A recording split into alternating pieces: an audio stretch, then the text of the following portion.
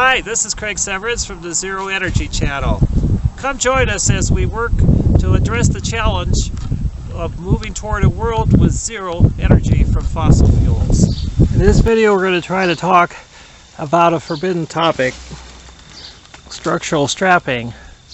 The reason why is you can't ask anybody questions about what you should do for structural strapping except for a structural engineer who you will pay for the actual answer. And I'm not going to tell you either what you should do. I'm just showing you what we did and some of the structural strapping that is available at your common big box lumberyard.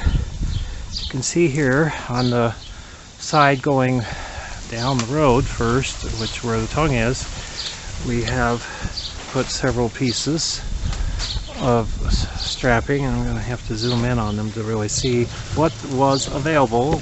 Not saying you should do this, or even especially not saying this is enough. See, at the corners we've put this. Those plates are tied together. The corner post, the bottom plate, and the floor joists on each corner. And again, at the top, you see we did the same thing. You want something that wraps around the stud when you get to the narrower parts, so they sell those too. We put those along the tops and even along some of the bottoms where that was possible. Essentially, we did that. Here we'll get a close-up of one of those, what that looks like. See, it tucks in next to the single studs, so instead of being a straight plate. But it does the same thing. You're strapping together three different layers there. The stud in this case, the bottom plate, and the floor joist. We've also done these plates where wall sections come together. Seems like a very vulnerable point you might want to strengthen. We did that at the bottom and at the top of where the wall sections came together.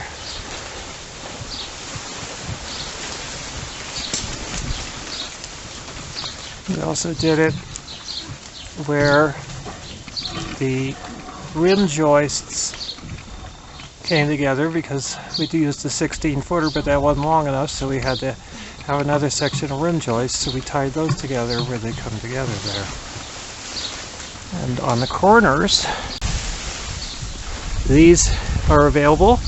These sort of a modified L bracket with one that's longer that goes up the corner post and another one, and they have really big holes, so you're supposed to put really big bolts through. So these that we put on all four of the corner posts. So just showing what we did for the strapping to reinforce at what we considered kind of vulnerable points all the way along. And we also, of course, are going to be using, when we put the sheathing, wall sheathing on, we're going to be using real plywood, not Chips Ahoy, which also adds strength to the structure. And of course, when we attach the rafters, we have a box of these that are the actual things that are really called hurricane straps that will tie the rafters into the walls so that the roof doesn't blow up. So these are some of the things that we found at the big box lumberyard, and we bought them and we put them on, and that's what we are doing, and this is not advice to you on structural strapping. The last bit of extra structure we're adding is nails, because we assembled our tiny house entirely with outdoor screws, because being do-it-yourselfers and find that using the impact driver and screws a lot easier to assemble it, but we understand that the shear strength of nails is greater than the shear strength of screws, meaning the resistance to being broken when there's a sideways stress to the direction of the fastener.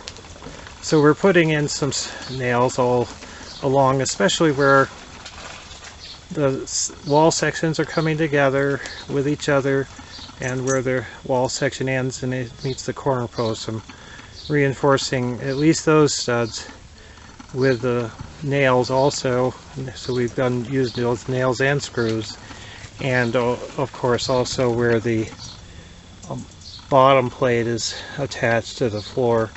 We also reinforce those with some nails also. So that's the final little step that we're adding some nails for shear strength. So as we said, this is what we have done, and hopefully when we run down the road with this, or when the big bag wolf of the Three Little Piggies fame comes and huffs and puffs and tries to blow our house down, it won't. Hello, my name is Eric. If you like this video, give us a thumbs up down below. Also, if you want to subscribe, that's good too. Join us on the Zero Energy channel.